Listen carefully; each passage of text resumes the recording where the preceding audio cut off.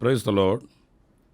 ప్రభు అయిన యేసుక్రీస్తు నామములో మీ అందరికీ మహోసన్న మినిస్ట్రీస్ తరపున హృదయపూర్వకమైన వందనాలు తెలియపరుస్తున్నాను. ఈ దినమంతయు విశేషమైన కృప నా దేవుడు మీ అందరికీ ప్రసాదించుగాక.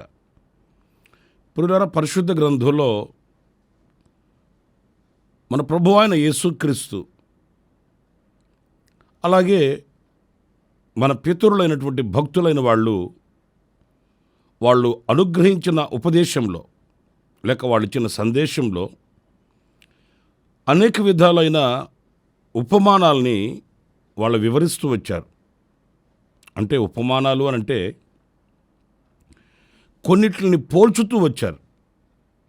కొన్ని పదార్థాలు కానివ్వండి, కొన్ని అనుభవాలు కానివ్వండి, వారు పోల్చి వాటి యొక్క స్వాభావికమైన గుణగణాల్ని మనము కలిగి ఉండాలి అన్నట్లు వివరిస్తూ వచ్చారు. ఒక్కొక్క దానిలో ఒక ఆధ్యాత్మికమైన విలువ మనకు కనబడుతుంది. పరిశుద్ధ గ్రంథంలో ఏ మాట కూడా వ్యర్థముగా రచించినవి కావు, అవి వ్యర్థమైన మాటలు కానే కావు. ఆ అనుభవాలలో మనం నేర్చుకునవలసిన పాఠం తప్పనిసరిగా ఉంటుంది. దానిని మనం గుర్తించి ఆ పాఠాన్ని మనం నేర్చుకొని మన ఉన్నత స్థితికి వెళ్ళవలసిన అవసరం ఎంతైనా కూడా ఉందండి. ప్రాముఖ్యంగా మొదటిగా మనం పరిశుద్ధ గ్రంథంలో గమనిస్తే ఉప్పును గూర్చి మనం చాలాసార్లు చదువుతూ ఉంటాము. ఆ పొందికని కాస్త మనం ఆలోచించాలి. ఎందుకు ఉప్పు విషయమై ఆయన మాట్లాడుతూ వచ్చాడు అనేది ఈ రోజున మనం ధ్యానిద్దాము. పరిశుద్ధ గ్రంథంలో మత్తయి సువార్త 5వ అధ్యాయం 13వ వాక్యంలో మనం గమనించినప్పుడు, మీరు లోకమునకు ఉప్పై ఉన్నారు. ఉప్పు నిసారమైతే అది దేని వలన సారము పొందును? అది బయట పారవేయబడి మనుషుల చేత త్రొక్కబడుటకే గాని మరి దేనికి నీ పనికిరాదు. చూడండి, ఇక్కడ మీరు లోకానికి ఉప్పై ఉన్నారు. ఒక విశ్వాసిని, ప్రభువుని ఎరిగిన బిడ్డని ఆయన ఉప్పుతో పోల్చి మాట్లాడుతున్నాడు. ఎందుకంటే ఉప్పు ఒక సారము కలిగినది. ఈ సారాన్ని ఇచ్చే ఉప్పు నిస్సారమైపోతే ఇక మరల దానిని దేని చేత మరల సారము కలిగినదిగా చేయాలి? అసలు సారము కలిగించేదే ఉప్పు. ఆ ఉప్పే నిస్సారం కాకూడదు. అంటే ఒక ఉన్నత స్థితిని ఇక్కడ క్రైస్తవ జీవితానికి ప్రభు ఆపాదిస్తున్నాడండి. ఉప్పు ఎలాగైతే సారాన్ని కలిగిస్తుందో మీరు లోకానికి అలాంటి వారై ఉండాలి. అంత ఉన్నతమైన ఆధిక్యత మీకు ఉన్నది. అంతటి ఉన్నత స్థితి నేను మీకు అనుగ్రహించి ఉన్నాను అన్నట్లు ఈ వాక్యములో ప్రభు మనకు ఒక సందేశం. ఈరోజున మనం ఎవరిమి, మన స్థితి ఏంటి, మన అనుభవాలేంటి, మనకు ఎంత ఆధిక్యతను ప్రభు అనుగ్రహించి ఉన్నాడు, ఎంత ఉన్నత స్థితిని ప్రభు మనకు అనుగ్రహించి ఉన్నాడు, ఎంత ఘనతని ప్రభు మనకు అనుగ్రహించి ఉన్నాడు అనేది మనం గుర్తించలేకపోతున్నామండి. మనం దానిని చూడలేకపోతున్నాం. గుర్తించిన వారమే అయితే మనం సంతోషించగలుగుతాము. సమసమాజంలో తల ఎత్తుకొని మనం బ్రతకగలుగుతామండి. ఈ రోజున క్రైస్తవుడను అని చెప్పుకోవడానికి కొంతమంది సిగ్గుపడుతున్నారు. ఎందుకు వాళ్ళు సిగ్గుపడుతున్నారు అని అంటే దేవుడు వాళ్ళకి ఇచ్చిన ఆధిక్యతను గుర్తించలేని గుడ్డితనంలో ఉన్నందువలన. అందుకే పరిశుద్ధ గ్రంథంలో మనం చదువుతాం, నీవు క్రైస్తవుడు అయినందుకు సంతోషించమని వాక్యం చెబుతుందండి. ఎందుకంటే ప్రభు మనల్ని అంత ఉన్నత స్థితికి తీసుకుని వచ్చాడు. మనం లోకముతో పాటు, లోకస్తులతో పాటు, లోక సంబంధమైన పాప సంబంధమైన దౌర్బల్యమైన జీవితాన్ని మనం వెంబడించట్లేదు, ఆచరించట్లేదు. క్రైస్తవునికి ఒక ప్రత్యేకత ఉంది. క్రైస్తవునికి ఒక దృష్టి ఉంది. క్రైస్తవునికి ఒక గమ్యం ఉంది. క్రైస్తవునికి మంచి దూరదృష్టి ఆలోచన ఉంది. మనసు వికసింపబడింది, మనోనేత్రము వెలిగించబడింది.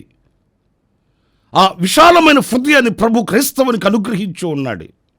అందుచేత క్రైస్తవులము అనంటే మనం ప్రత్యేకించబడిన వారు, మనం ఏర్పరచబడిన వారు. ప్రభు మనకు అంత ఆధిక్యతనిచ్చి ఉన్నాడండి. అది గుర్తించని వ్యక్తి ప్రభుని నోటితో ఒప్పుకోలేడు, 10 మందిలో ప్రభువును స్తుతించలేడు. ఇంకా నేను ఒక మాట చెప్పాలంటే, రహస్య క్రైస్తవ జీవితం. ఎవరన్నా బయట వాళ్ళు చూసినప్పుడు వీళ్ళు క్రైస్తవులా కాదా అని సందేహం వచ్చేటట్లు వాళ్ళు నడిపించబడతారండి. క్రైస్తవులేనండి, ప్రభువుని ఆరాధించే వాళ్ళనండి అని నిర్ధారించి చెప్పలేం. ఏ పరిస్థితి ఎలా మారితే అలా మారిపోతుంటారు. అందుకే నా ప్రియమైన సహోదరులారా, దేవుని వాక్యం ఈ రోజున మనల్ని నిర్వహిస్తున్న అంశం ఏంటంటే, నీవు లోకానికి ఉప్పై ఉన్నావు. ఉప్పే నిస్సారమైతే ఇక దేని చేత నీకు సారం కలుగుతుంది? ఈ ఉప్పుకి దేని చేత మరలా సారం కలుగుతుంది?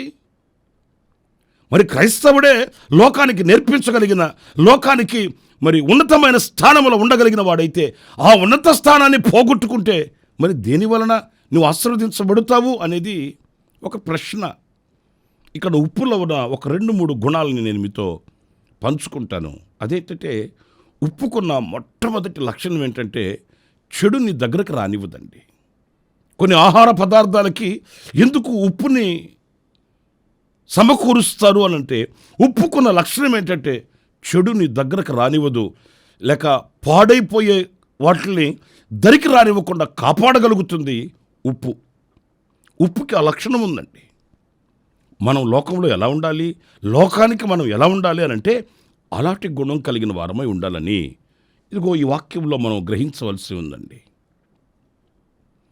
కీర్తనకారుడైన దావీదు అంటాడు, గాఢాంధకార లోయలో నేను సంచరించినను ఏ అపాయమునకు నేను భయపడను అన్నాడు. ఎందుకని అనంటే, చీకటిలోనే సంచరించుచున్నా ఆ చీకటిని దరికి రానివ్వని పరిస్థితి.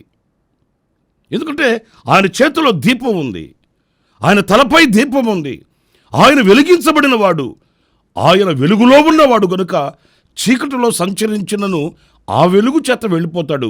ఆ వెలుగులో ఆయన నడిపించబడతాడే కానీ చీకటిలో గాఢాంధకారంలో ఉన్నప్పటికీ ఆ చీకటి దరికి రానివ్వడండి. నా ప్రియమైన సహోదరులారా, చూడండి, ఉప్పు ఎలాగైతే ఆ చెడుని అంటనివ్వకుండా, చెడుని రానివ్వకుండా ఎలా మరి పోరాడుతుందో అలాంటి వ్యక్తులమై మనం ఉండాలి. మనం ప్రభువుని నమ్ముకున్నంత మాత్రాన మనకు వేరే లోకమేమీ కాదండి. ఈ లోకంలోనే మనం బ్రతుకుతున్నాం, ఈ సమాజంలోనే మనం బ్రతుకుతున్నాం, ఈ మనుషుల మధ్యనే మనం సంచరిస్తున్నాం. అయితే ఎలాంటి వారమై ఉండాలంటే, ఈ లోకంలోనే బ్రతుకుతూ ఈ లోక మాలిన్యం మన దరికి రానివ్వకుండా మనం జాగ్రత్త వహించవలసిన వారమై ఉండాలండి. ఈ లోక ప్రజల మధ్యలోనే మనం సంచరిస్తుంటాము. అయితే వారిలో ఉన్న ఆ లోక సాంప్రదాయాలే కానీ, లోక సంబంధమైన కార్యక్రమాలే కానీ మనలోనికి ప్రవేశించుకున్నట్లు మనం ఉప్పు వలె మనం జీవించాలండి. ఈరోజు నేను అనకూడదు కానీ లోకస్తులకి ఆత్మీయులకి పెద్ద వ్యత్యాసం కనిపించట్లేదు. ప్రభువుని ఎరిగిన మనకు లోకస్తులకి ఆ ప్రత్యేకమే లేకపోతే మనం క్రైస్తవులమి అని పిలువబడడానికి కుదరదండి. ఎన్నో సాంప్రదాయాలలో ఈ రోజున క్రైస్తవ సహోదరులు కూడా నిలిచి ఉండడం, వారికి నాకు పెద్ద వ్యత్యాసం లేదు, వారికి నాకు పెద్ద దూరం లేదు అన్నట్లుగా కలిసిమెలిసి తిరుగుతున్న, కలిసిమెలిసి బ్రతుకుతున్న అనుభవాల్ని అందుకే వాక్యం స్పష్టంగా చెబుతుందండి. మీరు వేరై రక్షణ పొందాలి. ఆ ప్రత్యేకత, ఆ ఏర్పాటు మనలో లేకపోతే అది ప్రభు అంగీకరించే జీవితం కాదనే విషయాన్ని మనం మర్చిపోకూడదండి. లోకపు పరిస్థితులు వేరుగా ఉండొచ్చు, మన పరిస్థితులు అలా కాదు. లోకపు మనుషుల నిర్ణయాలు వేరుగా ఉండొచ్చు, మన నిర్ణయాలు అలా కాదు. వాళ్ళ పద్ధతులు వేరుగా ఉండవచ్చు, మన పద్ధతులు అలా కాదు. మనం ఒక ప్రత్యేకించబడిన వారం, చెడుని దగ్గరకు రానివ్వకుండా బ్రతకవలసిన బ్రతుకు మనది. మీకు ఉదాహరణకు చెప్తాను. బబులోనులో యవనస్తులు కొంతమంది ఉన్నారు. వారిని మంచి రాజభోజన పదార్థాలు పెట్టి వారికి పోషించవని రాజాజ్ఞ. కానీ మనం చాలాసార్లు చదువుకుంటున్న ఆశ్చర్యాన్ని కలిగించే మాట, వాళ్ళు అనుకున్నారట, ఈ రాజభోజన పదార్థముల వలన మన శరీరములను మనం అపవిత్రపరుచుకొనకూడదు. అరే బాబా, అది తింటే మంచి ఆరోగ్యం కలుగుతుంది, బలం కలుగుతుంది, శక్తి కలుగుతుంది, వీళ్ళంతా అలాగే భోంచేస్తున్నారు కదా, అలాగే భుజిస్తున్నారు కదా. అలాగంటే వాళ్ళొకటే నిర్ణయం, ఒకవేళ వాళ్ళు భుజించవచ్చేమో కానీ మనం భుజించకూడదు. ఏంటది? రాజభోజన పదార్థాలు. ఏమై ఉంటాయి అవి? ఆ రాజభోజన పదార్థాలు ఏమై ఉంటాయి అనంటే మత్తెక్కించే పదార్థాలే కానివ్వండి, వాళ్ళ శరీరాల్ని సుఖపరిచే ఆహార పదార్థాలే కానివ్వండి, అవి ఏవి వారు దగ్గరికి రానివ్వలేదండి. వారికి ఆ ఆశ కలిగినందువలన దేవుడు కూడా వాళ్ళకి సహాయం చేస్తాడండి. మీరు దానియేలు గ్రంథం 1వ అధ్యాయం 8వ వాక్యంలో మనం గమనించినప్పుడు, రాజు భుజించు భోజనమును పానమును చేయు ద్రాక్షరసమును పుచ్చుకొని తన్ను అపవిత్రపరచుకొనకూడదని దానియేలు ఉద్దేశించి తాను అపవిత్రుడు కాకుండానట్లు వాటిని పుచ్చుకొనకుండా సెలవిమ్మని నపుంసకుల అధిపతిని వేడుకొనగా, అవి నాకు అవసరం లేదండి, దయచేసి నాకు సెలవివ్వండి, ఆ రాజభోజన పదార్థాలు, ఆ పానములు మాకు అవసరం లేదు, దయచేసి అర్థం చేసుకోండి వేడుకున్నాడట, బతిమాలుకున్నాడట. మీరు తర్వాత వాక్యాలు చదివితే దేవుడు ఆ యొక్క నపుంసకుల అధిపతికి దానియేలు, షడ్రక్, మెషక్, అబేద్నెగోల మీద దయ కలిగేటట్లు చేసేటట్టు దేవుడు, అంటే వీరికి కలిగిన ఆశకు తగినట్లు దేవుడు కూడా సహాయం చేశాడండి. నేను ఇక్కడ ఒక మాట చెప్పనా, ఈ చెడు ఏది నా దగ్గరకు రాకుండా నేను బ్రతకాలి అనే ఆశ మొదట మనకుండాలండి.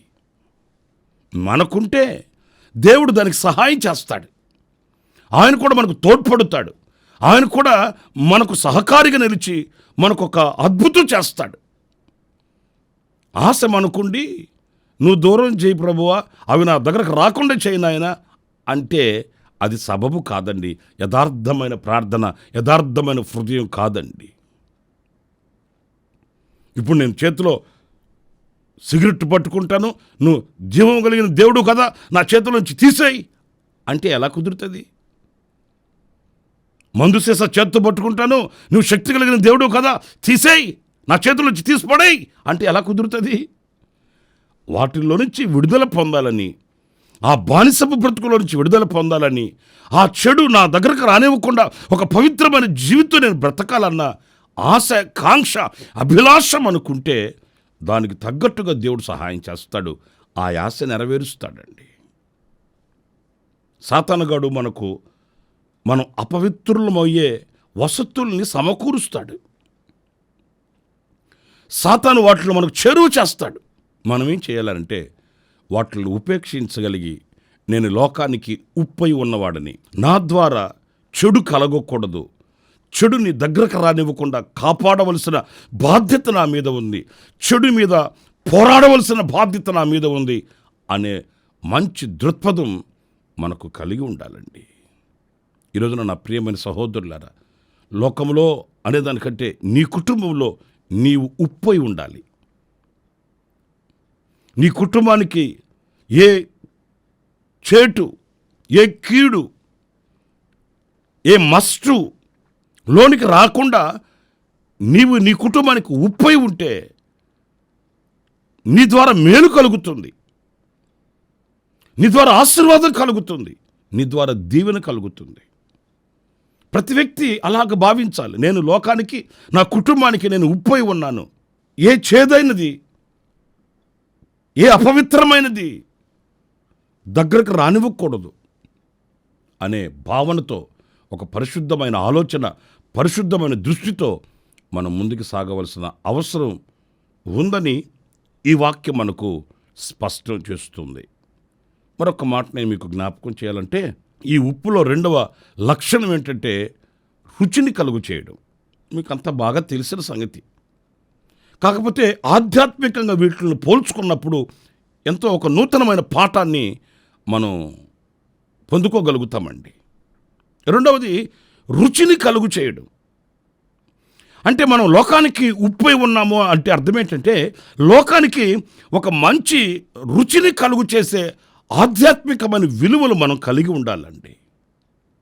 చూడండి, పరిశుద్ధ గ్రంథంలో కొలసి పత్రిక 4వ అధ్యాయం 6వ వాక్యంలో పరిశుద్ధుడైన పౌలు చెప్తాడు, ప్రతి మనుషునికి ఎలాగూ ప్రత్యుత్తరం ఇవ్వవలెనో అది మీరు తెలుసుకొనుటకై మీ సంభాషణ ఉప్పు వేసినట్లు ఎల్లప్పుడూ రుచిగలదిగాను.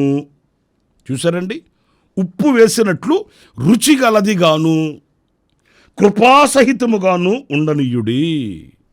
ఇప్పుడు చూడండి, మన సంభాషణ, మనం ఎవరికైనా ఒక మాట చెప్పినా, ఒక ఆలోచన చెప్పినా, దైవ సందేశమే ఇచ్చినా, ఒక సాక్ష్యమే చెప్పినా, ఏది చేసినప్పటికీ కూడా అది ఎలా ఉండాలి అనంటే ఉప్పు వేసినట్లుగా రుచిగా ఉండాలట.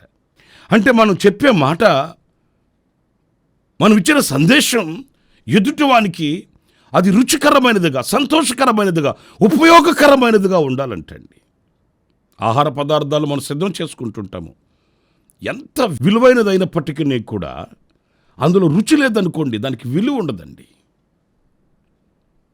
ఈ రోజున మన నోటికి ఏది వస్తే అది మాట్లాడడం కాదు, ఏది చెప్పదలిస్తే అది చెప్పుకోవడం కాదు, ఏది అందించాలనో అది అందించడం కాదు, కానీ నేను ఉప్పు వేసినట్లుగా నా సంభాషణ ఉండాలి అని ఆ మాటని, ఆ సంభాషణని మార్చుకోవడం.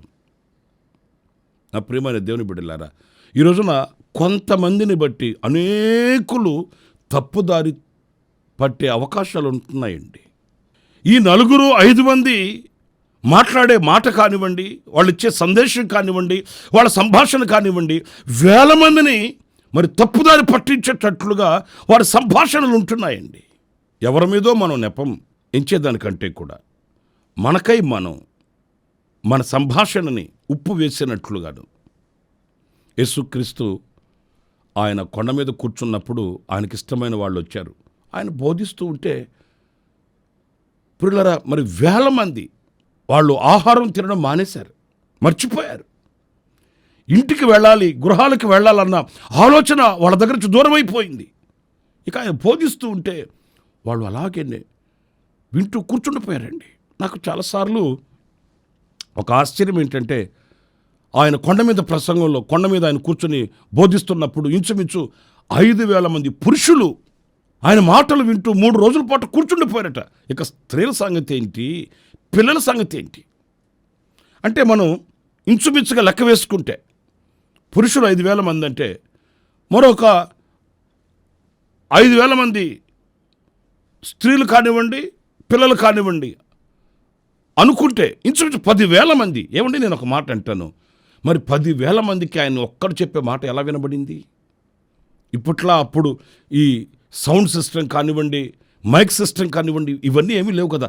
10,000 మందికి ఆయన ఒక్కడు చెప్పే మాట ఎలా వినబడింది? వాళ్ళందరూ ఎలా సంతోషించగలిగారు? వాళ్ళందరూ ఆయన మాటను ఎలా ఆలకించగలిగారు అనంటే, ఆయన నోట వచ్చే ఆ మాట కొరకు వాళ్ళు అంత ఆసక్తిగా ఎదురు చూడగలిగారు, అంత శ్రద్ధగా వాళ్ళు చెవిపెట్టి వినగలిగారు కనుక, అంటే కనీసం చిన్న పిల్లలు మాట్లాడుకున్న మాటలు కూడా అక్కడ రానివ్వలేదు వాళ్ళు. ఎందుకంటే ఆయన ఒక్కడు, ఆయన ఏమైనా గట్టిగా కేకలేసేవాడంటే కాదు. మరి ఆయన మాట్లాడే మాట అన్ని వేల మందికి ఎలా వినబడింది?